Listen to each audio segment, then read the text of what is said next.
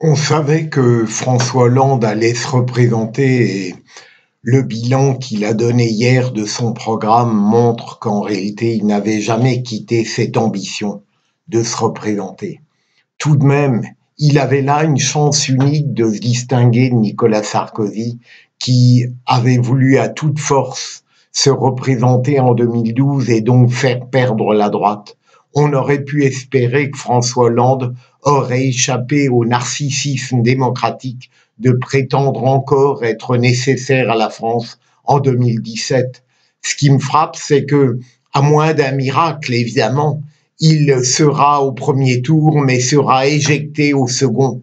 Et donc, en toute connaissance de cause, probablement, il va interdire à la gauche la plus minime chance d'être en place. Il va bloquer l'horizon de la gauche.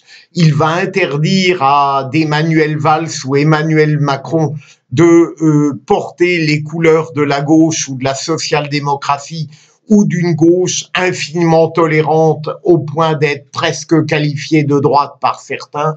Il va donc, au nom de son intérêt strictement personnel et d'une vanité républicaine qui ne devrait plus être de mise pour lui, il va donc revenir en 2017 en sachant pertinemment que le second tour ne le verra pas et que probablement, et je l'espère, il y aura Alain Juppé en face probablement de Marine Le Pen.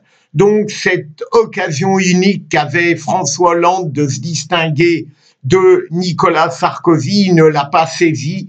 Il manque là une chance historique et personnelle de rester dans l'histoire comme une personnalité qui aurait été capable de faire passer l'intérêt de la France avant le sien. Mais la vanité politique est terrifiante, et surtout quand on prétend se croire irremplaçable à la France.